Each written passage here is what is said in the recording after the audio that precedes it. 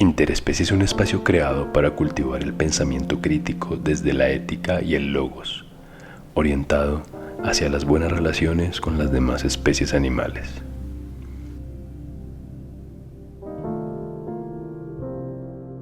Episodio 3. Monólogo. Sujetos hipermodernos. Sumario. 1. De la condición humano-animal. 2. Hipermodernidad, hiperexplotación animal. 3. Antítesis éticas y desafíos.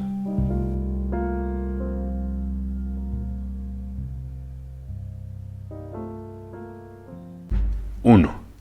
De la condición humano-animal. Hoy, en el siglo XXI, podemos afirmar que el advenir de la humanidad elocuente, ilustrada y educada que propuso la era moderna de cara al mejoramiento moral y ético, desembocó en un intento de transmutación llamado posmodernidad.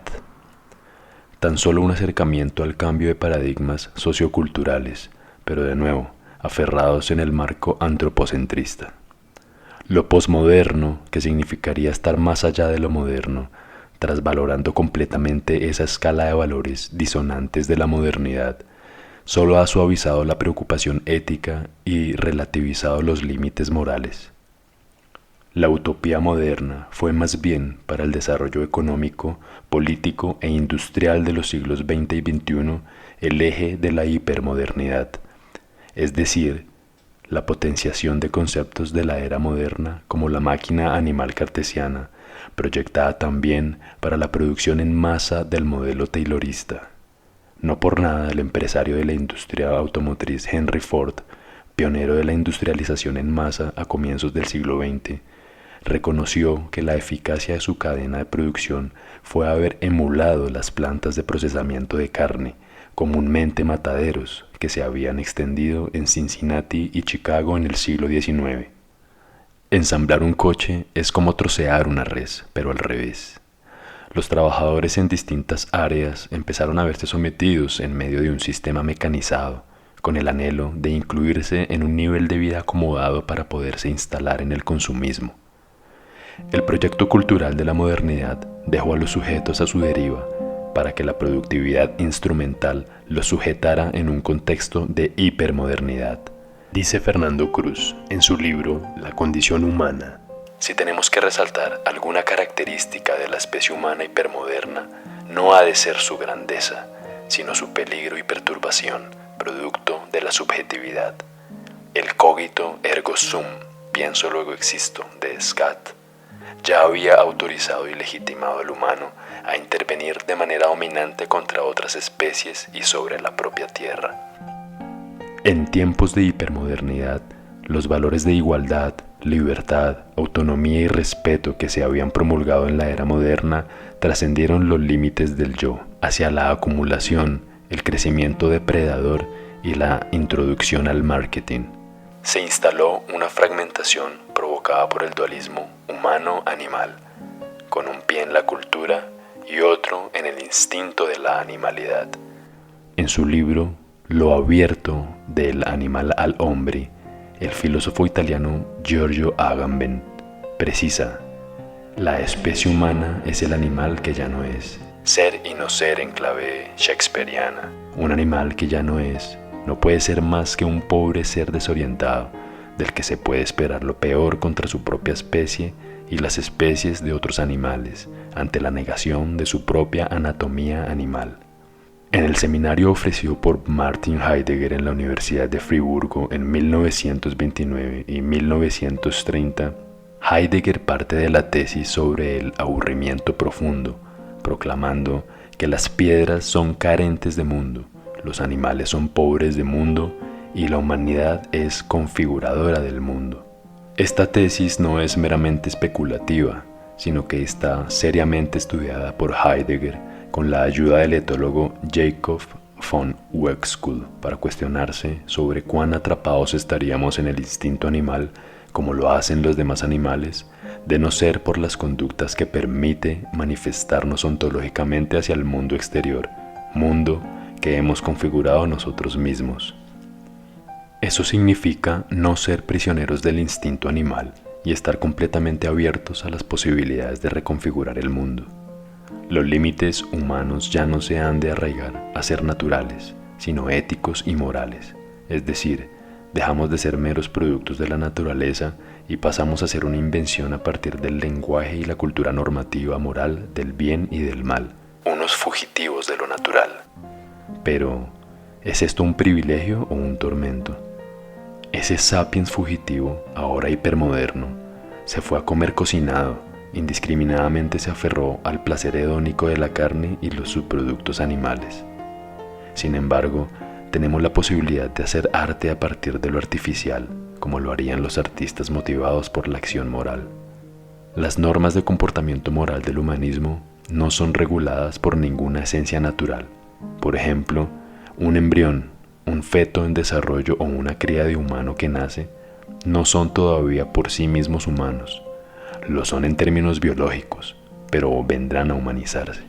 Su animalidad biológica funcionará en comunión con su cultura adquirida y tendrá proporcionalmente una distribución de manera que la animalidad se vea atrapada en la cultura.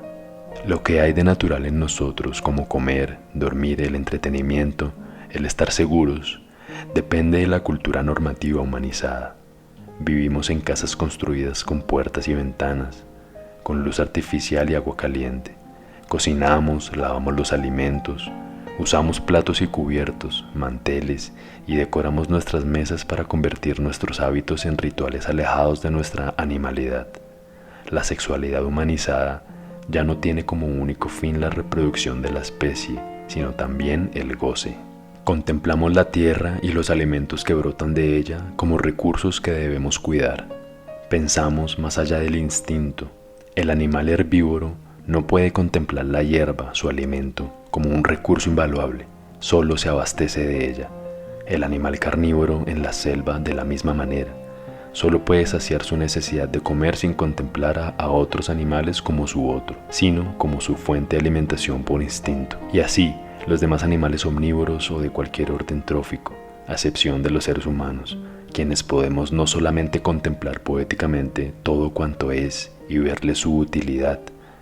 Del sol podemos obtener energía, al igual que del viento, o hacer un correcto uso del agua y sacar provecho de la tierra para sembrar. Podemos no solo contemplar las frutas de los árboles, contemplar los animales y las plantas, sino que podemos escoger de dónde obtenemos nuestros nutrientes para alimentarnos de manera humanizada y ética. Esa puede ser parte de la riqueza del mundo que configuramos, entendiendo que la animalidad no humana, atrapada en su propio mundo, no puede ser definida por pobre a partir de la medida de lo humano, sino que las otras animalidades viven en su propio medio circundante, bajo su propia experiencia subjetiva. Así, la subjetividad no está reservada exclusivamente para el sujeto humano heideggeriano.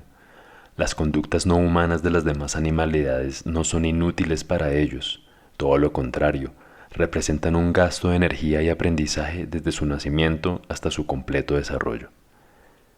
Lo cierto es que el pensamiento hipermoderno catapultado por la modernidad occidental extendió a la humanidad la idea de progreso sustentado en el proyecto modular capitalista, de la mano del dualismo humano-animal y el de ruralidad-urbanidad, porque es en las grandes ciudades donde el sistema productivo instrumental alcanzaría su mayor auge, aunque la discriminación por especie no distinga entre esferas sociales.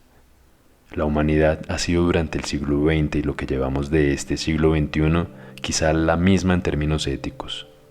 Aquello que se vivió en la Segunda Guerra Mundial incluía a nazistas ilustrados y letrados.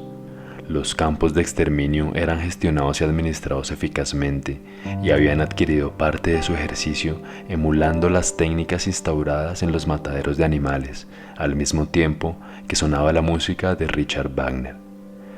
Muchos de los ilustres carniceros matones se burlaron frente al imperativo categórico kantiano, y las espléndidas ciudades del siglo XX se convertían en la metáfora del infierno para humanos y no humanos. Según George Steiner, es más fácil, pero sobre todo más fascinante, imitar en la tierra el infierno que el cielo. Aunque, si deseamos la reconfiguración del mundo de los valores y los principios, seguirá siendo necesario el ejercicio de educarse, de leer y de crecer intelectualmente. En una palabra, ilustrarse. De cualquier manera, somos y no somos. Somos el animal que ya nunca más podremos volver a ser, y sin embargo, que nunca dejaremos de ser, tanto así que es el animal que somos el encargado de llevarnos a la muerte. 2. Hipermodernidad, hiperexplotación animal.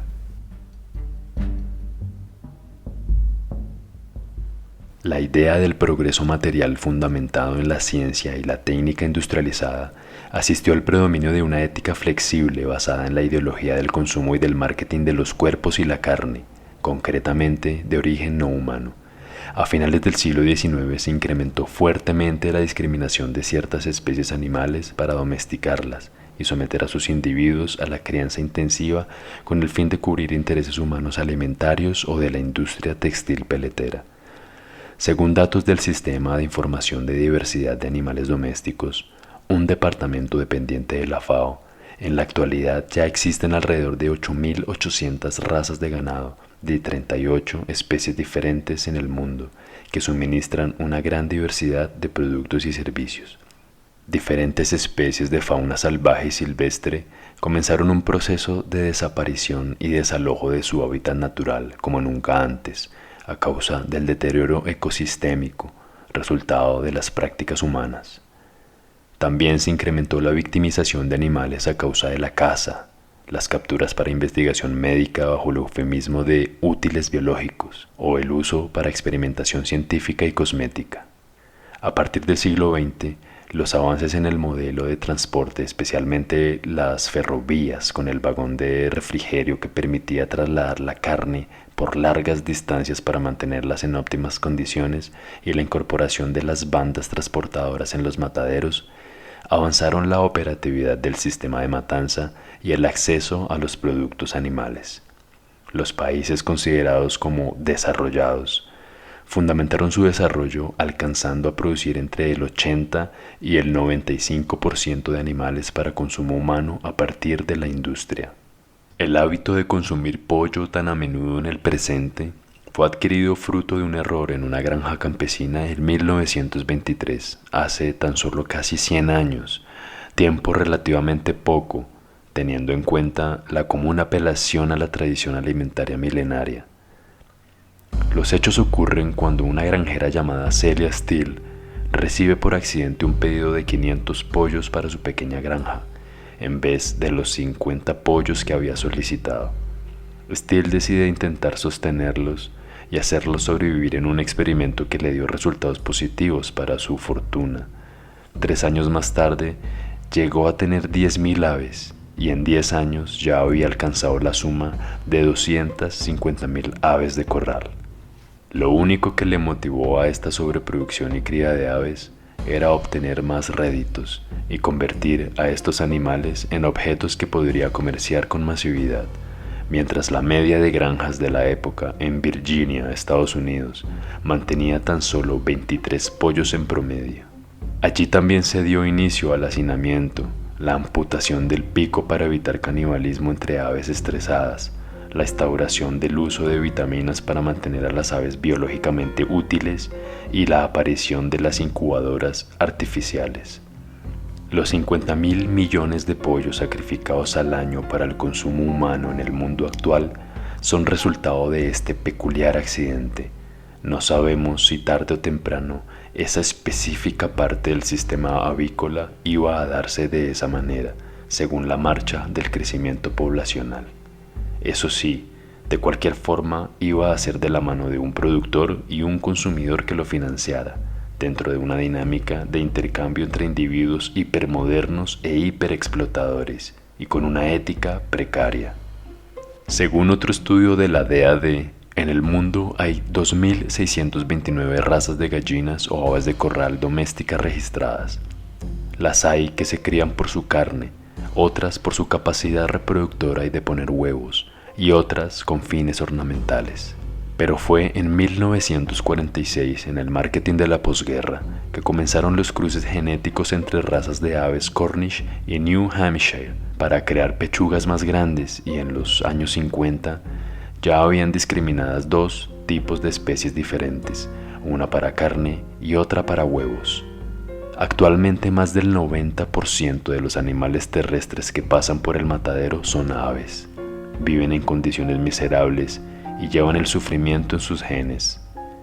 A las granjas industrializadas o sistemas de confinamiento intensivo se le adhiere las manipulaciones genéticas que crearon aves que alcanzan 3 veces su peso en un mes y medio, impidiéndoles mover sus alas o soportar estar de pie, gallinas que ponen más de 300 huevos al año, cerdos incapaces de sobrevivir por sí solos, con problemas de corazón y más ansiosos, vacas sobreproductoras de leche que van a padecer descalcificación, pavos que no pueden reproducirse de manera natural y un extenso etcétera de animales modificados genéticamente.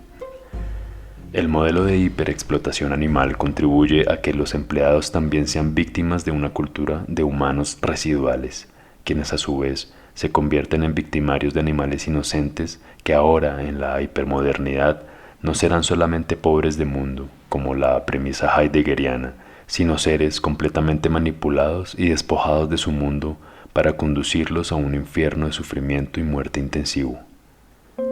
El testimonio de una de las empleadas encargadas de un matadero de aves entrevistada por el escritor Jonathan Safran Foer en su libro Comer animales, dice que después de más de 40 años de trabajo y de 5 operaciones por heridas laborales, ella no puede usar las manos ni siquiera para lavar los platos. La rotación de empleados por el ambiente que representa desempeñarse en este tipo de labores también es muy común y se suelen preferir inmigrantes ilegales o inmigrantes con papeles, pero que por lo general están inmersos en la neopobreza. En la reciente película The Man Who Sold His Skin se plasma este fenómeno en un corto pasaje del protagonista, un inmigrante sirio que va a parar a Bruselas y trabaja transitoriamente en una industria avícola. Antes del incidente en la granja de Celia Steele en 1923, el número de aves en granjas industriales era 0. Los cambios en el mundo pecuario del siglo XX hacia las granjas industriales fueron ejecutados entre alianzas de empresarios junto con los gobiernos, convirtiendo la máquina animal de Descartes en una realidad, al principio de miles, luego de millones y en la actualidad de miles de millones de animales. Toda la intervención para generar la hiperproducción industrial logró que los productos animales se produjeran en mayor cantidad y a menor costo. La cantidad elevada de oferta barata favorecería la asequibilidad hacia los productos animales para los consumidores. En los últimos 50 años, el proceso de inflación en la adquisición de bienes y servicios tuvo una marcada diferencia entre sectores económicos. A medida que el sistema pecuario se expandía hacia la carne de ternera, lácteos y carne de cerdo, el precio de la leche tan solo incrementó un 350% y los huevos y el pollo escasamente doblaron su precio, comparado con el costo de una casa nueva que aumentó casi un 1500% y el de los automóviles un 1400%. La gran industria ha permitido mejores precios para venta al por mayor, a la vez que un ahorro notable de costos para los granjeros industrializados, debido a la cría intensiva, el confinamiento intensivo y el sacrificio sistematizado en la línea de producción. En las décadas de los 80s y 90s, hubo un aumento constante en la agricultura industrial, según las publicaciones del Censo Agrícola del USDA, Departamento de Agricultura de los Estados Unidos. Entre 1978 y 2002, el porcentaje de cerdos vendidos por granjas que vendían más de 1.000 cerdos cada año incrementaron su producción a más del 95%, llevando a que solo unos pocos empacadores de carne como Smithfield y BP, Swift, Excel, Farmaland y Hummel Foods controlaran más del 75% del mercado durante años y a finales del siglo pasado. Esto arrojó que se disminuyera el precio que se les pagaba a los granjeros por los cerdos que vendían a los procesadores.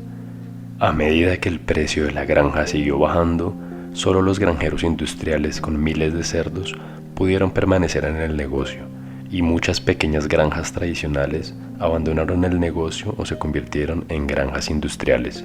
Si entendiéramos que ningún animal altamente sintiente, como lo son el grueso de los animales domesticados de granja para producción, no deberían sufrir o morir para ser la comida de la especie humana, no tendríamos que contar vidas como simples cifras y evitaríamos incluso no solo la cosificación animal, sino el desperdicio de comida que se genera en la explotación industrial. Y aunque este es un ideal que parece utópico, aún así nuestro deber moral y ético es avanzar en ese camino de consideración animal y cuidado de los ecosistemas desde lo personal para alcanzar los logros colectivos. La hiperexplotación en la hipermodernidad ha llegado a límites de producción innecesarios, generando desperdicios debido a que los granjeros a veces no pueden vender todo lo que producen y muchos pierden alimentos durante el procesamiento y el transporte. Abundan los alimentos de origen animal en las tiendas minoristas y se tira a la basura lo que no se vende. Se dejan productos animales servidos en los platos de los restaurantes de tradición omnívora, al igual que se vencen una gran cantidad de estos productos en los hogares. Hay dos tipos de pérdidas de eso que se considera comida: pérdidas a nivel del comercio minorista y pérdidas a nivel del consumidor. Las pérdidas a nivel del minorista surgen debido a un inventario excesivo, alimentos preparados que deben desecharse si no se compran en unas pocas horas, por ejemplo pollos asados, vencimiento de las fechas de caducidad y media docena de otras razones. Las pérdidas a nivel del consumidor hipermoderno también ocurren por una variedad de razones que incluyen compras impulsivas, porciones grandes en restaurantes, deterioro, vencimiento de las fechas de caducidad y el hábito de llenar en exceso los platos en los buffets o en los propios hogares. El factor más importante de lo que se desperdicia es si los productos son perecederos. Cuanto más larga sea la vida útil de un alimento perecedero, es menos probable que se desperdicie. Por ello, los productos animales como huevos y queso también son más propensos a desecharse sin ser comidos. Los animales que se comen con más frecuencia durante las vacaciones, como los pavos para las cenas navideñas, se dejan sin comer y se desperdician con más frecuencia. En general, se desperdicia más del 26.2% de toda la carne que ingresa al mercado minorista de los Estados Unidos. Esto corresponde a más de 25.000 millones de peces, más de 15.000 millones de mariscos, más de 1.000 millones de pollos y más de 100 millones de otros animales terrestres que se matan para servir al suministro de alimentos de los Estados Unidos. Eliminar solo la mitad de los desechos a nivel del consumidor salvaría la vida de más de 500 millones de pollos utilizados para su carne, más de 35 millones de gallinas ponedoras, más de 15 millones de cerdos y más de 3 millones de vacas cada año. Sin embargo, el imperativo ético individual más allá de la reducción en el consumo debe orientarse a un viraje en donde los demás seres sintientes no representen un producto para el consumo humano, sino una vida merecedora de consideración ética. Porque no podemos negar que la gallina que pasa casi toda su vida apretujada en una jaula sin suficiente espacio, ni siquiera para desplegar sus alas, a ella no le importa en absoluto si sus huevos se comen o terminan en la basura. Ella solo quiere ser liberada de ese sufrimiento. Al cerdo, ternero, cabra o pollo que grita a punto de ser sacrificado, no le importa si comemos su carne o la tiramos, solo quiere vivir.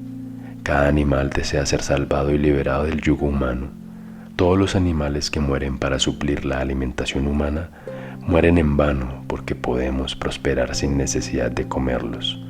La tragedia del sufrimiento de los animales en la hipermodernidad no es porque representen un desperdicio, sino porque no hay razón alguna para criarlos, abusarlos y matarlos. 3. Antítesis éticas y desafíos. A menudo se ha declarado y enseñado en las carreras agropecuarias una versión post-darwiniana conocida como El antiguo mito del consentimiento de los animales, que manifiesta que los animales fueron unos oportunistas al querer aliarse con los humanos para prosperar y sobrevivir bajo el cuidado y alimentación que implicaba la domesticación, y a cambio los humanos recibirían de los animales todo lo que produjesen, como su leche, sus huevos y hasta su carne. Este mito también tiene antecedentes en la antigua Grecia. En el santuario de Delfos, frente al oráculo, se les echaba agua en la cabeza a los animales, y cuando estos se sacudían la cabeza, los humanos tomaban ese gesto como una aprobación para ser sacrificados. En la antigua tradición israelí, los animales sacrificados para expiar los pecados de Israel debían caminar hacia el altar de manera voluntaria, y así se justificaba su asesinato. El mito se ha versionado en diferentes prácticas y relatos, todas amparándose en la suposición de un trato justo con las víctimas. La atención hacia los animales giraba en torno a una primera ética de cuidar lo que se come y comer con cuidado. Esto señala que de alguna forma los humanos podemos estar de acuerdo mayoritariamente en que hay algo desdeñoso en infligir dolor, miseria y muerte a un animal. Por tanto, el sentido de culpa ha de ser removido de alguna forma a través de las creencias. Esta ética de cuidar lo que se come y comer con cuidado desembocó en el cuidado de las vacas en la India, no obstante permitiéndose el uso de su leche, o propinar una muerte rápida a los animales en el judaísmo o en el islam. Considerar este tema como un problema ético requiere analizar la unidimensionalidad con la que han sido instrumentalizados las demás especies animales.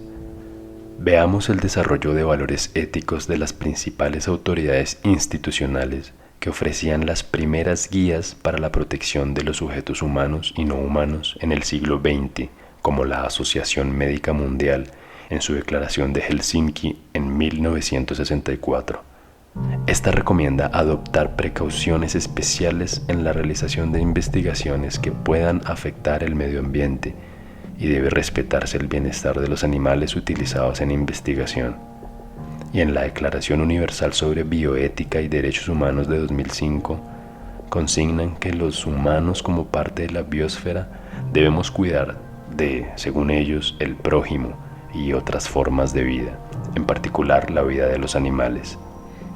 La FAO, por su parte, sentencia en incrementar la productividad de los animales haciendo el uso más eficiente posible de los insumos de producción para que el sector pecuario pueda satisfacer la creciente demanda de productos ganaderos de calidad y al mismo tiempo reducir al mínimo las repercusiones en el medio ambiente, los recursos naturales y el bienestar, entre comillas, de los animales destinados a producción. Todo esto representa un obstáculo en la evolución social de consideración animal y humana, transformando la acción y responsabilidad moral en una antítesis ética. El crecimiento de la población es otra de las variables coyunturales que permite el deterioro en las decisiones éticas prácticas para reducir la hiperproducción y explotación animal. La misma FAO ha revelado estudios que afirman que en el año 2018 se han sacrificado 772.000 millones de animales para la alimentación, prácticamente un 90% de peces y el resto de animales terrestres, generando unas implicaciones negativas medioambientales severas, entre las cuales están el calentamiento global por emisiones de gases de efecto invernadero, deforestación por implementación de ganadería, extinción de zonas oceánicas por la pesca, contaminación de los mares por residuos pestilentes de la industria y, por supuesto, un detrimento en las posturas éticas de respeto a la animalidad y a la biosfera. La idea del mejoramiento de la vida humana y la consecuencia de curas a enfermedades supone un ethos limitado a la filosofía antropocentrista. Esto conduce a una bioética fundamentada en valores de eficacia, competitividad y productividad dentro del marco de la investigación médica y científica, facultando el uso de animales sin cuestionar ampliamente el modelo industrial de investigación, escudándose en los fines favorables para la sociedad humana. Por su parte, el bioético y veterinario Andrew Knight calcula, basado en estudios de Nuffield Council on Bioethics de 2005, que sumando a todos los animales de investigación en laboratorios del mundo, más los animales sacrificados para obtener tejidos experimentales, más los utilizados para mantener cepas genéticamente modificadas y los criados para experimentos, pero que son desechados, el total de animales abusados al año en la industria de investigación con animales sería cerca de 115 millones de animales al año. En la práctica, la preocupación bioética por el bienestar de los animales en investigación llevó a establecer las 3 Rs: reducción, refinamiento y reemplazo. Esto es, reducir el número de animales usados en experimentación, usar métodos que mejoren el bienestar de estos animales o minimizar su sufrimiento, y por último, reemplazar completa o parcialmente el uso de animales. Pero son ya casi 60 años desde que se pensó en esta fórmula y la realidad es que muchos científicos no la siguen a cabalidad, principalmente el reemplazo, que es lo que representaría un fuerte avance. Sin embargo, si nuestro ethos de los hábitos radicara más en modelos preventivos para evitar enfermedades del estilo de vida y la promulgación del no consumismo, acortaríamos la brecha de las buenas relaciones entre humanos y no humanos. La responsabilidad reproductiva humana para reducir la natalidad y el perfeccionamiento educativo no antropocentrista son de fundamental relevancia, debido a que la reproducción de nuestra especie está generando un punto de no retorno al sobrepasar los límites poblacionales a estados de hiperpoblación, que a su vez devienen en un problema de biomasa. Esto está sustentado en un estudio realizado en 2011 a cargo de Livestock and Climate Change, donde se concluye que el 45% de la superficie terrestre total del planeta es ocupada por la ganadería, animales que consumen 135 billones de libras de comida al día.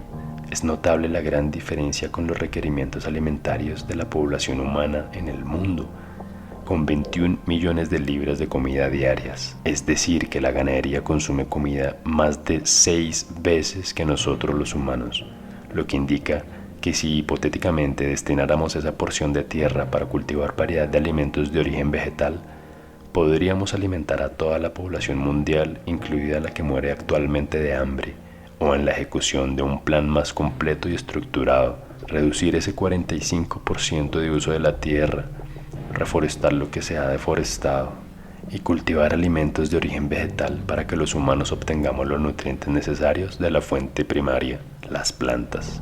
La comunidad médica y en consonancia con la Organización Mundial de la Salud avalan la alimentación basada en plantas como una alimentación totalmente completa y óptima para todas las etapas de la vida. Los cambios de paradigmas frente al mero valor instrumental que le otorgamos a los animales van más allá de la implementación de las 3 Rs en cualquier área de la explotación animal.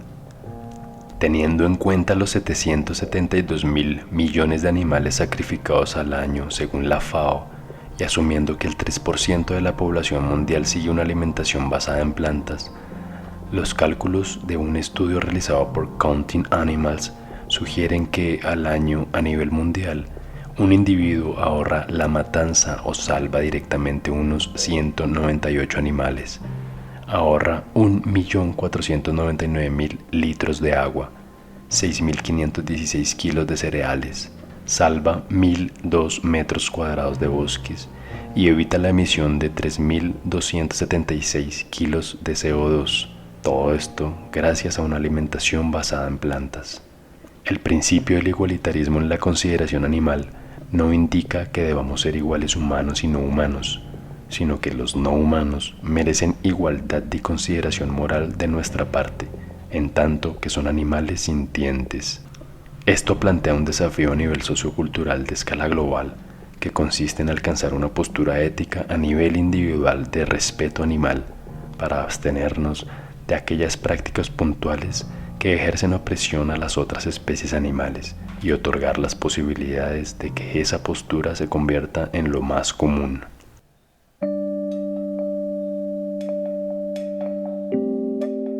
Antes de finalizar, quiero recomendar los recursos literarios de los cuales surgieron pequeños fragmentos adaptados para el presente episodio. El primero es el libro La condición humana, tierra de nadie, del escritor colombiano Fernando Cruz, Aunque tiene un enfoque antropocentrista y humanista, es útil para evaluar el concepto de hipermodernidad y el dualismo humano-animal. Y el segundo es el libro Comer animales, del escritor Jonathan Safran Foer, un ensayo muy completo el cual arroja algunos datos importantes de la industria pecuaria y que fueron expuestos en el marco de este capítulo. Este es un guión original de Interespecie, un espacio alojado en Anchor FM.